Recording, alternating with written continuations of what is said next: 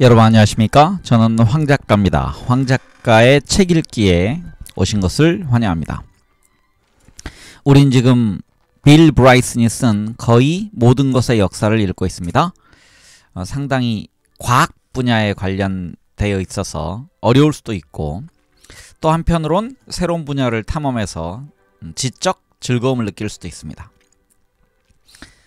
네, 부디 후자, 지적 즐거움을 느끼는 쪽으로 이해해 주시기 바랍니다.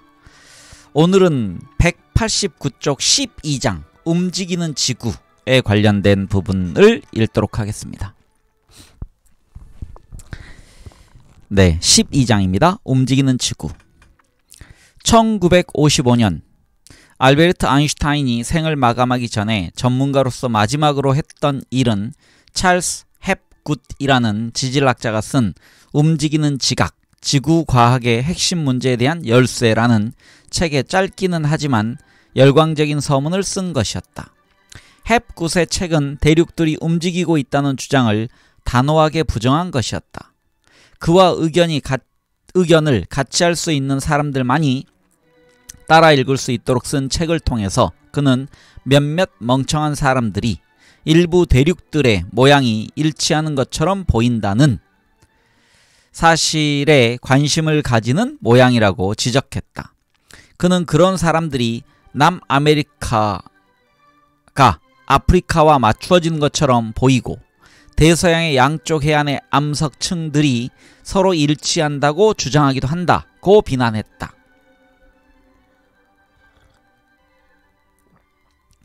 헵굿은 지질학자였던 K.E. 캐스터와 J.C. 맨데스가 대서양의 양쪽을 집중적으로 연구해서 그러한 유사성이 없다는 사실을 분명하게 밝혔다면서 그런 주장을 단호하게 부정했다. 그러나 대서양의 양쪽에서 발견되는 암석층들이 아주 비슷한 정도가 아니라 정확하게 일치한다는 사실을 고려하면 캐스터와 맨데스가 정말 무엇을 살펴보았는지는 아무도 알 수가 없다. 그러나 그것은 헵굿을 비롯한 당시의 지질학자들만의 주장이 아니었다.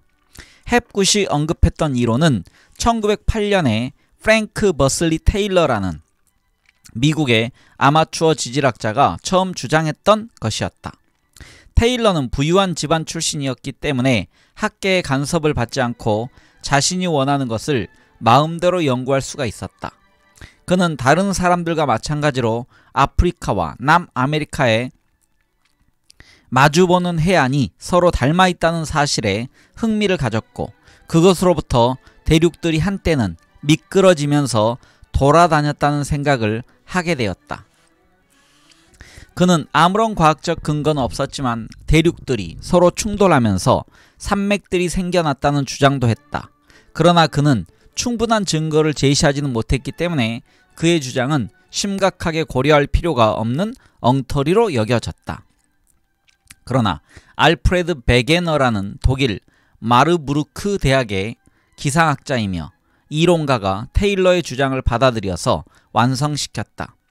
베게너는 여러가지 식물과 화석의 특이점들이 당시에 인정되던 지구 역사의 표준 모형에 잘 맞지도 않아서 도저히 해석할 수 없다는 사실을 깨달았다. 그는 유대류들이 어떻게 남아메리카에서 오스트레일리아로 옮겨갔을까에 대해 궁금하게 생각했다. 스칸디나비아와 뉴 잉글랜드 지방에 똑같은 종류의 달팽이가 살게 된 이유는 무엇일까? 노르웨이에서 북쪽으로 640km나 떨어진 스피츠베르겐과 같은 얼어붙은 지역의 석탄층과 아열대 유물들은 따뜻한 기후였던 곳에서 그곳으로 옮겨가지 않았다면 도대체 어떻게 설명할 수 있을까? 베게너는 세계의 대륙들이 한때는 판게아라고 부르는 하나의 대륙이었기 때문에 식물과 동물들이 서로 섞일 수 있었고 그 후에 대륙들이 서로 떨어져서 지금의 위치로 움직여 갔다는 이론을 정립했다. 그런 주장을 그는 모아서 1912년에 독일에서 대륙과 대양의 기원이라는 책으로 발간했다. 그는 제1차 세계대전에도 불구하고 3년 후에 이 책을 영문으로도 발간했다. 베게너의 이론은 전쟁 때문에 관심을 끌지 못했지만 1920년에 일부를 개정하고 보완한 책을 다시 발간했을 때에는 곧바로 논쟁의 대상이 되었다. 대륙이 움직인다는 사실은 모두가 인정했지만 옆으로가 아니라 아래 위로 움직인다고 생각했었다. 지각 평형설이라고 알려졌던 수직운동이 일어나는 이유와 구체적인 방법에 대한 적당한 이론은 없었지만 그가 그런 생각은 몇 세대에 걸쳐서 전해져 왔던 지질학 이론의 기초였다. 그 중에서도 20세기 직전에 오스트리아의 에두아르트 쥐스가 제창했던 구운사가 이론은 나의 학창시절까지도 교과서에 남아있었다. 그 이론에 따르면 바다와 산맥은 녹아있던 지구가 냉각되면서 마치 구운사과처럼 주름이 생겼기 때문에 만들어졌다.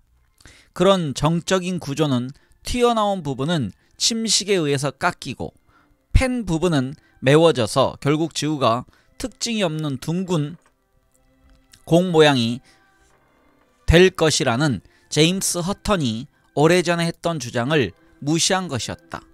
또한 20세기 초에 러더퍼드와 소디가 밝혀낸 것처럼 지구는 엄청난 양의 열을 가지고 있어서 쥐스가 제안했던 그런 종류의 냉각과 수축이 불가능하다는 것도 문제였다. 어쨌든 쥐스의 이론이 옳다면 산악지방은 지구상에 균일하게 분포해야 할 것이고 그 생성 연대도 대체로 같아야만 할 것이다. 물론 실제로는 그렇지 않다. 1900년대 초반에 이미 우랄이나 에팔레치아 산맥은 알프스나 로키 산맥보다 수억 년 먼저 생겼다는 사실이 명백하게 밝혀졌다. 이제 새로운 이론이 등장할 시기가 다가온 것이 분명했다. 불행하게도 알프레드 베게너는 지질학자들이 바라던 사람은 아니었다. 우선 지질학의 기초에 의문을 제기하는 그의 극단적인 의견은 당연히 관객들로부터 환영을 받지 못했다.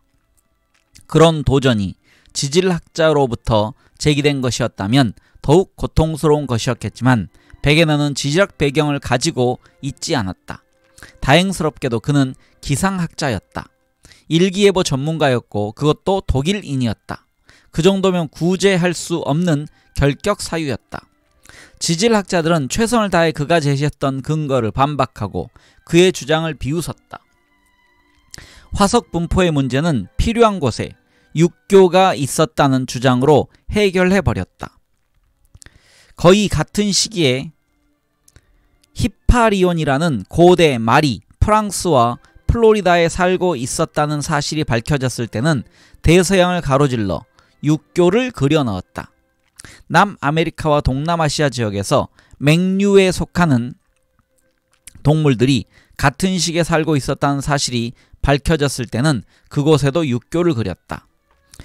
여기 지금 맹류에 관련돼서 밑에 각주가 있는데요.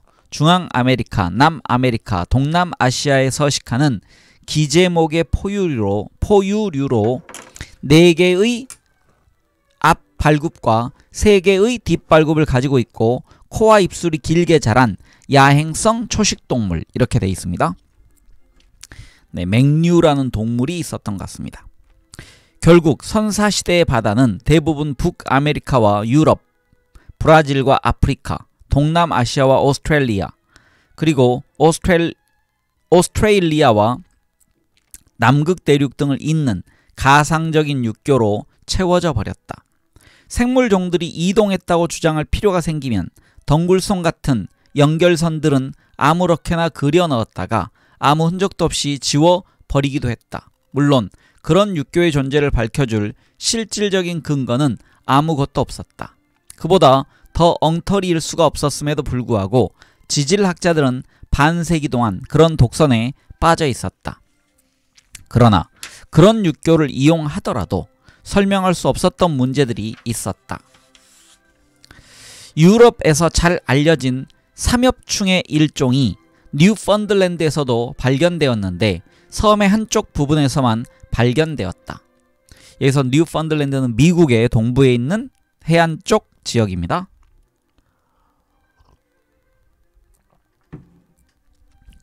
(3000km가) 넘는 험한 대양을 건너갈 수 있었던 삼엽충이 어떻게 폭이 300km에 불과한 섬의 반대쪽으로 퍼져가지 못했는가를 설득력 있게 설명할 수가 없었다.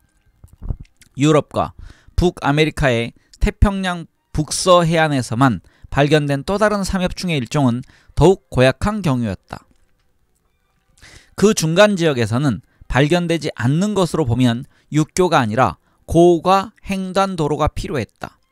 그럼에도 불구하고 1964년에 브리테니커 백과사전마저도 두 주장 중에서 심각한 이론적 문제를 가지고 있는 것은 베게너의 것이라고 지적했다.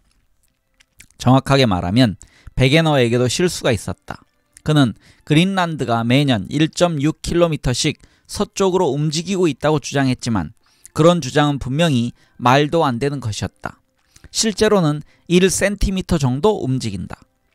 무엇보다도 그는 대륙이 어떤 이유로 움직이게 되는가에 대한 확실한 설명을 하지 못했다. 그의 이론을 믿으려면 거대한 대륙이 쟁기가 밭을 갈듯이 단단히 지각을 따라서 움직이면서도 아무런 고를 만들지 않는다는 이상한 설명을 인정해야만 했다. 당시 알려진 사실만으로는 그런 거대한 움직임을 일으킬 수 있는 원인을 제대로 설명할 수가 없었다. 그런 문제를 해결한 사람은 지구의 나이를 알아내는 일에 많은 기여를 했던 영국의 지질학자 아서 홈스였다. 홈스는 지구 내부의 방사성 열 때문에 대류 현상이 일어난다는 사실을 최초로 이해했던 과학자였다. 이론적으로는 그런 대류가 지표면의 대륙을 옆으로 미끄러지도록 만들 정도로 충분히 클 수가 있다. 그는 1994년에 처음 발간되었던 그는 1944년에 처음 발간되었던 유명하고 영향력 있는 자연 지질학 원리에서 처음으로 대륙 이동설을 밝혔다. 오늘날 우리가 알고 있는 이론은 기본적으로 그의 이론에서 출발한 것이다. 그의 주장은 극단적인 것이어서 광범위한 비판을 받았다. 특히 미국에서는 대륙 이동설에 대한 거부감이 다른 지역보다 훨씬 오래 지속되었다. 미국의 어느 비평가는 홈스가 자신의 주장을 너무 명백하고 확실하게 밝혀서 학생들이 그것을 사실이라고 믿어버리지 않을까 걱정스럽다고 주장하기도 했다. 그러나 다른 지역에서는 새로운 이론을 조심스럽게 받아들이고 있었다. 1950년에 영국 과학진흥협회의 투표에 의하면 참석했던 사람들의 과반수 이상이 대륙 이동설을 인정하고 있었다. 헵굿은 즉시 그 숫자를 인용하면서 영국의 지질학자들이 얼마나 비극적인 오류를 저지르고 있는가를 지적했다. 그러나 이상하게도 홈스 자신은 확신이 없었던 모양이다. 그는 1953년에 지질학자의 양심으로 생각하면 대륙 이동설은 훌륭한 것이지만 그에 대한 거부감을 완전히 떨쳐버릴 수가 없다고 고백했다. 미국에서도 대륙 이동설을 지지하던 사람이 전혀 없었던 것은 아니었다. 하버드의 레지널드 날리가 지지를 했지만 앞에서 설명했듯이 그는 달이 우주의 충돌에 의해서 만들어졌다고 엉터리로 주장했던 사람이었다. 그의 주장은 흥미롭고 고려할 가치가 있었지만 심각하게 받아들이기에는 너무 화려한 느낌이 들었다. 대부분의 미국 학자들은 대륙들이 영원히 지금의 위치에 있었고 그 표면의 특성들은 수평운동이 아닌 다른 요인에 의해서 생긴 것이라고 믿고 있었다. 그러나 흥미롭게도 석유 회사에서 일하는 지질학자들은 석유를 찾아내려면 정확하게 판구조론에 나오는 표면 운동을 인정해야만 한다는 사실을 오래전부터 알고 있었다. 그러나 석유 회사의 지질학자들은 석유를 찾아내는 일에만 관심이 있었고 학술적인 논문을 쓰는 일에는 흥미가 없었다. 아무도 해결하지 못했고 해결할 엄두도 내지 못했던 지구 이론에 중요한 문제가 또 하나 있었다. 도대체 그 많은 양의 퇴적물들이 모두 어디로 갔는가라는 것이다. 매년 지구의 강들은 5억 톤의 칼슘을 비롯해서 엄청난 양의 침식물을 바다로 흘려보낸다. 퇴적의 속도에 그런 퇴적작용이 계속되었던 기간을 곱하면 바다 밑에 있는 퇴적층의 높이가 대략 20km나 된다는 믿을 수 없는 숫자가 얻어진다. 다시 말해서 지금쯤이면 바다 밑이 해수면보다 훨씬 높은 곳까지 솟아 있어야만 한다는 뜻이 된다. 과학자들은 이런 역설적인 문제를 가장 간단한 방법으로 해결했다. 단순히 무시해버렸던 것이다. 그렇지만 결국은 더 이상 무시할 수 없는 사항에 다다르고 말았다. 제2차 세계대전 중에 프린스턴 대학의 해리 헤스라는 광물학자가 케이프 존스노라는 공격용 수송선의 책임자로 임명되었다. 이 배에는 해안에 상륙하는 과정에 도움이 될 음향 측심기라는 최신형 수심 측정 장치가 설치되어 있었다. 그 장치가 과학적인 목적으로도 유용할 것이라는 사실을 깨달았던 헤스는 바다 한가운데에 있을 때는 물론이고 전투 중에도 그 기계를 절대 끄지 않고 놓아두었다. 그가 얻은 결과는 전혀 상상하지 못했던 것이었다. 만약 모든 사람이 믿었던 것처럼 바다 밑바닥이 오래전에 만들어진 것이라면 강이나 호수의 바닥에 쌓인 진흙처럼 바다 밑에도 두꺼운 퇴적층이 쌓여 있어야만 했다. 그러나 헤스의 측정 결과는 오래된 퇴적층이 멋진 굴곡을 이루고 있을 것이라는 기대와는 전혀 다른 것이었다. 거의 모든 곳이 깊은 계곡, 협곡, 크레바스로 가득했고 곳곳에 아놀드 기오라는 프린스턴의 옛 지질학자들의 이름을 따서 기오라고 부르는 화산활동으로 만들어진 산들이 널려 있었다. 모든 것들이 수수께끼였지만 전쟁의 임무를 수행해야 했던 헤스는 그런 생각들을 가슴에 묻어두어야만 했다. 전쟁이 끝난 후에 프린스턴으로 돌아온 헤스는 강의에 바쁜 중에도 언제나 바다 밑의 신비를 잊지 못했다. 한편 1950년에 해양학자들은 바다 밑에 대한 더욱 복잡한 탐사를 계속했다. 그런 과정에서 그들은 더욱 놀라운 사실을 발견했다. 지구에서 가장 크고 거대한 산맥은 대부분이 바다 밑에 있었던 것이다. 그런 산맥들이 마치 야구공의 실밥처럼 전 세계의 바다 밑을 따라 연속적으로 이어져 있었다. 그런 산맥은 아이슬란드에서 시작해서 대서양의 한가운데까지 이어지고 아프리카의 아래쪽을 돌아서 인도양과 남대양을 지나서 오스트레일리아의 아래쪽을 돌아서 멕시코 북부의 바하 칼리포르니아를 향해 태평양을 건너다가 갑자기 미국의 서해안을 지나 알래스카로 이어진다. 대서양의 아조레스나 카나리아 제도 또는 태평양의 하와이와 같은 섬이나 군도들은 해저 산맥 중에 높은 봉우리가 수면 위로 올라와서 만들어진 것이다.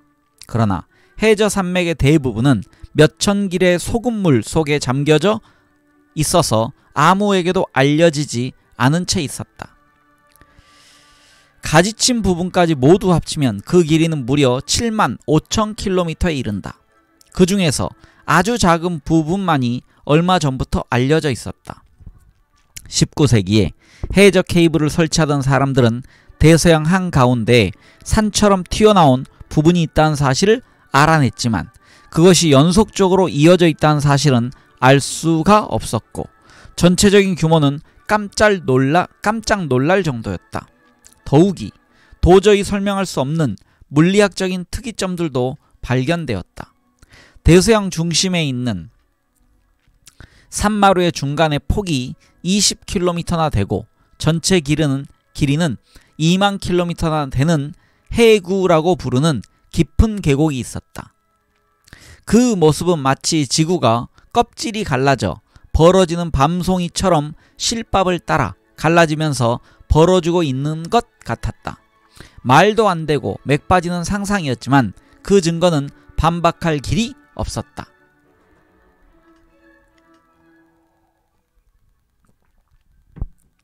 그 후 1960년에 이루어진 시추 샘플에 의해서 대서양의 해저 산맥은 상당히 최근에 생긴 것이고 그곳으로부터 동쪽이나 서쪽으로 갈수록 점점 더 오래전에 만들어졌다는 사실이 밝혀졌다. 그런 정보를 입수한 해리 헤스는 단 한 가지 설명이 가능하다는 사실을 깨달았다.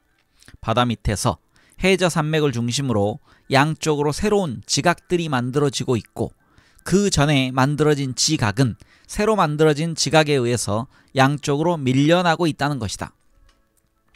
여기서 지각은 지구의 껍질입니다. 껍데기. 우리가 그 피자의 크러스트 하는 그 껍데기입니다. 대서양의 바닥은 결국 지각을 북아메리카 쪽으로 옮겨주는 컨베이어 벨트와 지각을 유럽 쪽으로 이동시키는 컨베이어 벨트의 두 대형 컨베이어 벨트로 구성되어 있는 셈이다. 이런 과정은 해저 확장설이라고 알려지게 되었다. 움직이는 지각이 대륙과의 경계에 도달하면 섭입이라고 알려진 과정을 통해서 땅속으로 다시 들어가게 된다. 그것이 바로 퇴적층이 어디로 간 것인가에 대한 설명이다. 결국 지구의 밥그릇 속으로 다시 되돌아가고 있었던 것이다. 그리고 대양의 바닥이 왜 상대적으로 젊은 편인가에 대한 설명도 된다.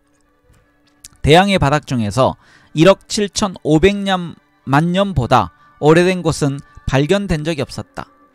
그런 사실은 대륙의 암석들이 수십억 년씩 된 것과 비교하면 수수께끼 같은 일이었다.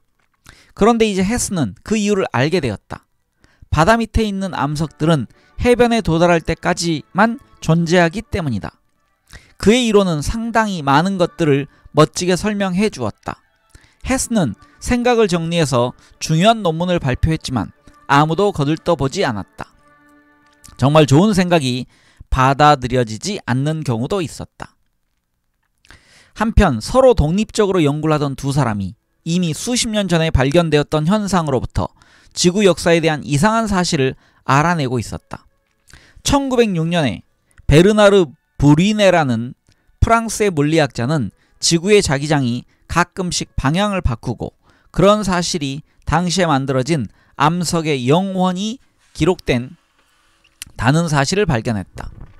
구체적인 철강석의 작은 결정들은 생성 당시에 지구 자기장의 방향에 따라 배양을 하게 되고, 암석이 식어서 단단해지면 그 방향을 그대로 유지한 채로 남아있게 된다는 것이었다.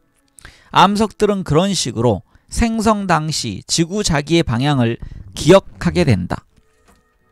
그런 사실은 오랫동안 단순한 호기심의 대상이었지만 1950년대에 영국의 암석에 기억된 고대 자기장의 모습을 연구하던 런던 대학의 패드릭 블랙킷과 뉴캐슬 대학의 SK 링컨은 그런 자료가 아주 먼 옛날에 영국이 마치 부두에 묶여 있다가 떠내려가는 배처럼 그 축에서 벗어나서 북쪽으로 움직였음을 뜻한다는 사실을 발견하고 정말 깜짝 놀랐다. 더욱이 유럽의 자기장 배열을 같은 시기에 아메리카의 배열과 나란히 놓으면 한 글자를 찢었다 붙인 것처럼 정확하게 들어맞는다는 사실도 발견했다. 그것은 신비로운 결과였다. 그러나 그들의 발견도 역시 무시되어 버렸다. 결국 모든 실마리를 꽤 맞추는 일은 케임브리지 대학의 드러먼드 매슈스라는 지구 물리학자와 그의 대학원 학생이었던 프레드 바인에게 주어졌다. 1963년에 두 사람은 대서양 바닥에서 측정한 자기장에 대한 연구를 이용해서 해양의 바닥이 정확하게 헤스가 제안했던 것처럼 확장되고 있으며 대륙도 역시 움직이고 있다는 사실을 명백하게 밝혀냈다. 운이 나빴던 로렌스 몰리라는 캐나다의 지질학자도 거의 같은 시기에 같은 결론을 얻었지만 자신의 논문을 실어줄 학술지를 찾을 수가 없었다. 결국 그런 추측은 칵테일 파티에서는 흥미로운 화제가 되겠지만 심각한 과학 학술지에 발표할 수는 없는 것이라고 했던 지구물리학 연구지 편집자의 말은 유명한 웃음거리가 되었다. 어느 지질학자는 훗날 그 논문을 아마도 지구과학 분야에서 게재가 거절된 가장 중요한 논문일 것이라고 했다. 어쨌든 움직이는 지각이라는 생각이 받아들여질 때가 온 셈이다. 1964년에 왕리박해 주최로 그 분야의 가장 중요한 인물들이 참석하는 심포지엄이 런던에서 개최되었는데 갑자기 모든 사람들이 개종을 해버린 것처럼 보였다. 그 심포지엄에서 지구는 서로 연결된 부분들로 만들어진 모자이크이고 그런 조각들의 거대한 충돌들 때문에 지구 표면의 특징이 나타나게 된다는 데에 의견이 모아졌다.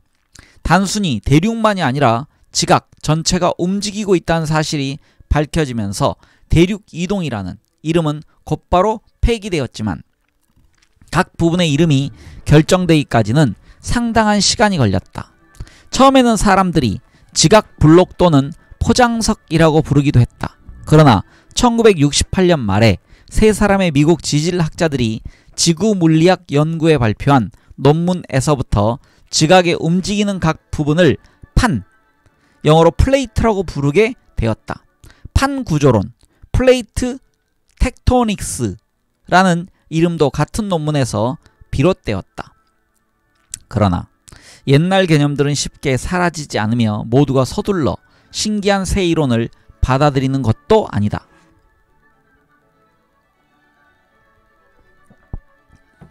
1970년대에 들어서서도 가장 유명하고 영향력 있는 지질학 교과서 중에 하나였던 유명한 해럴드 제프리스의 지구에서는 1924년에 초판에서와 마찬가지로 판 구조론은 물리학적으로 불가능하다고 고집스럽게 주장했다.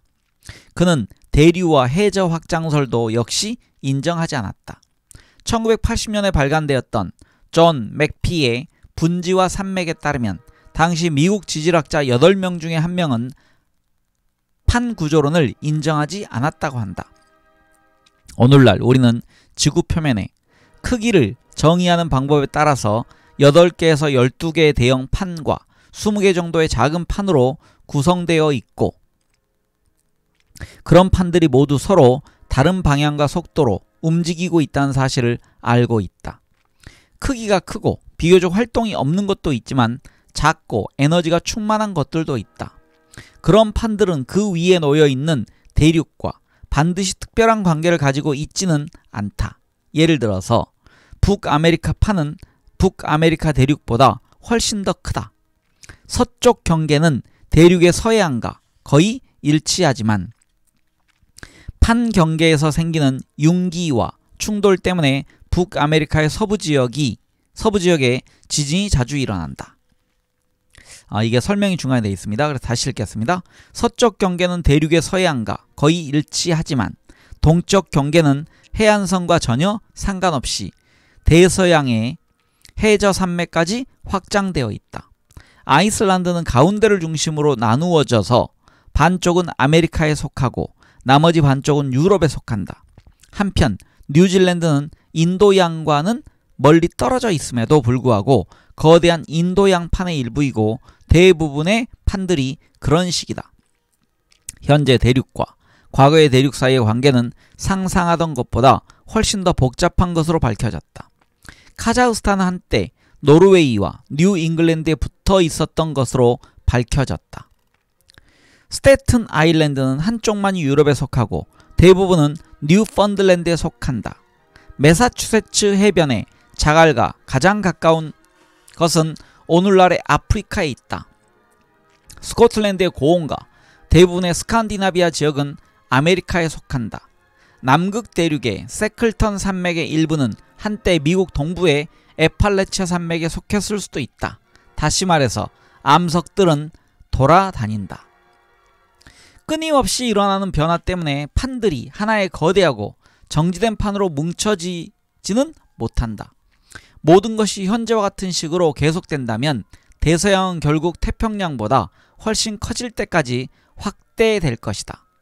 캘리포니아 대부분은 떨어져 나가서 태평양의 마다가스카르처럼 될 것이다. 아프리카가 북쪽으로 밀려 올라가서 유럽에 붙게 되면 지중해는 사라져버리고 파리에서 캘커타에 이르는 지역에는 히말라야와 같은 거대한 산맥이 솟아오르게 될 것이다. 오스트레일리아는 북쪽에 있는 섬들을 모두 삼켜버린 후에 탯줄 같은 해협을 통해서 아시아와 연결될 것이다. 이것은 미래에 일어날 변화가 아니라 미래의 결과일 뿐이다. 변화는 현재 일어나고 있다. 지금 우리가 살고 있는 대륙들은 연못에 떠있는 나뭇잎처럼 떠다니고 있다. 지구 위치 파악 시스템, 즉 GPS 덕분에 우리는 유럽과 북아메리카가 달팽이와 같은 속도로 서로 떨어지고 있다는 사실을 알아낼 수 있다. 사람의 평균 일생 동안 대략 2m 정도씩 멀어지고 있다.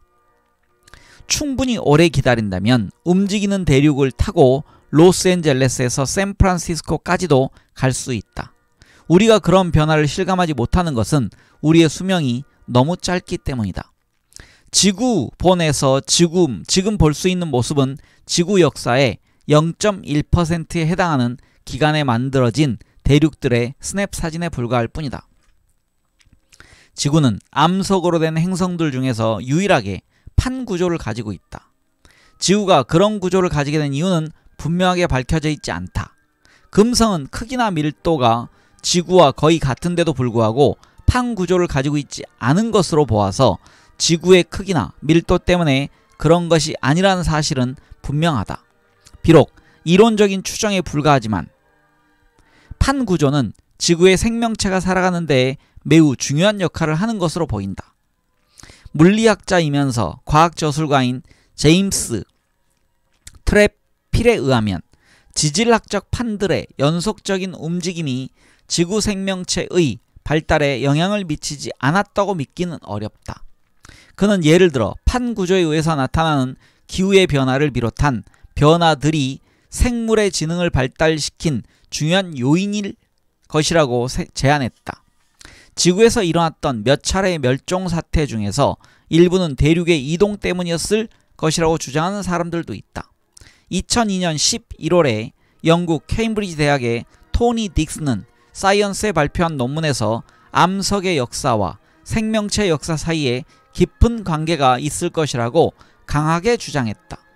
딕슨이 발견했던 것은 지난 5억 년 동안의 바닷물의 화학적 조성이 갑자기 크게 변했던 적이 있었고, 그런 변화가 일어났던 시기들은 대부분 생물학사의 중요한 사건들과 관계가 있다는 것이다. 작은 생물들이 엄청나게 번성해서 영국 남부 해안에 흰색 암석으로 된 절벽들이 만들어졌던 일과 캄브리아기의 해양 생물 중에서 조개류가 번성했던 일 등이 그런 예이다.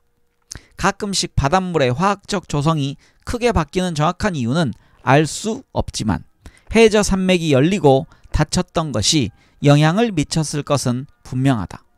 어쨌든 판 구조로는 고대의 히파리온이 어떻게 프랑스에서 플로리다로 옮겨갈 수 있었는가를 비롯해서 지구 표면에서 일어나는 동적 현상은 물론이고 내부에서도 일어나는 일들도 상당히 설명해 주었다.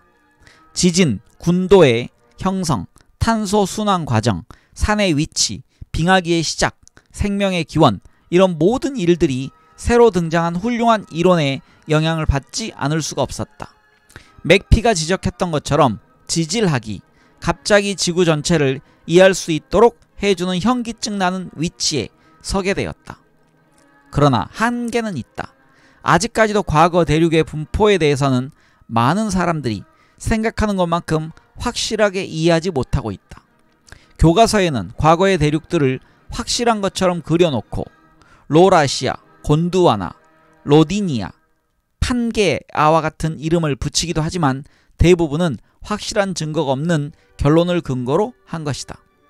조지 게일러드 심슨이 화석과 생명의 역사에서 지적했던 것처럼 고대 세계의 식물과 동물종들은 절대 나타나지 말아야 할 곳에 등장하고 꼭 나타나야 할 곳에 나타나지 않는 경향을 가지고 있었다. 오스트레일리아와 아프리카, 남극대륙, 남아메리카를 연결하는 고대의 거대한 대륙이었다는 곤두와나의 형태는 대부분 글로소프 테리스라는 고대 고사리의 분포를 근거로 추정한 것이다. 그러나 곤두와나와는 아무런 관련이 없는 것으로 알려진 지역에서도 훨씬 후기에 살았던 글로소프 테리스들이 발견되었다. 그런 골치 아픈 문제들은 대부분 무시되어 왔고 지금도 그런 사정은 마찬가지이다. 트라이아스기에 살았던 리스트로사우루스라는 파충류도 역시 남극 대륙에서부터 아시아에 이르는 모든 지역에서 발견됨으로써 그 대륙들이 서로 연결되어 있었던 것으로 짐작할 수 있지만 같은 시기에 곤두와나의 일부였던 것으로 믿어지는 남아메리카와 오스트레일리아에서는 발견된 적이 없었다. 또한 지표면의 구조들 중에서 판구조론으로 설명할 수 없는 것들도 있다. 덴버의 경우가 그렇다. 누구나 알고 있듯이 덴버의 고도는 약 1.6km이지만 그런 융기는 비교적 최근에 일어났다. 공룡들이 지구를 휩쓸고 다니던 때의 덴버는 수심 수백 미터 아래에 있었다. 그럼에도 불구하고 덴버의 암석에서는 판들의 충돌이 일어났을 때 예상되는 균열이나 변형을 찾아볼 수 없다.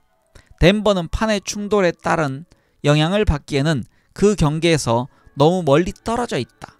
만약 그런 일이 생겼다면 양탄자의 한쪽 끝을 밀었더니 다른 한쪽에 주림이 생겼다는 것과 같은 이야기가 된다. 덴버는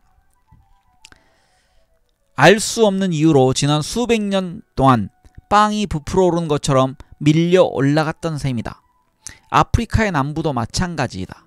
폭이 1600km 되는 지역이 지난 1억 년 동안 거의 1.6km나 밀려 올라갔지만 판들의 활동과는 아무런 관련이 없는 것처럼 보인다. 한편 오스트레일리아는 기울어지면서 가라앉고 있다. 그 지역의 판은 지난 1억 년 동안 아시아를 향해 북쪽으로 움직였고 앞부분은 180m나 아래로 꺼져버렸다. 인도네시아는 아주 느리게 가라앉으면서 오스트레일리아를 함께 끌고 들어가는 것처럼 보인다. 이런 것들도 모두 판 구조로는 설명할 수가 없다. 알프레드 베게너는 자신의 주장이 인정받는 것을 보지 못했다. 1930년에 그린란드 탐사를 떠났던 그는 50살 생일날 홀로 앉아서 보급품을 챙기고 있었다. 결국 그는 돌아오지 못하고 며칠 후에 얼음 위에서 얼어 죽은 채로 발견되었다. 그는 현장에 묻혔고 여전히 그곳에 남아있다. 물론 그가 사망했을 때보다 1m 정도 북아메리카 쪽으로 움직여 갔을 것이다. 아인슈타인도 역시 자신이 잘못 선택한 말, 호스를 후원했었다는 사실을 알지 못했다. 사실 그는 찰스 햄굿이 대륙이동설을 쓰레기라고 비난했던 책이 발간되기도 전이었던 1955년에 뉴저지의 프린스턴에서 사망했다. 판구조론의 출현에 결정적인 기여를 했던 해리 헤스도 역시 같은 시기에 프린스턴에서 여생을 보내고 있었다.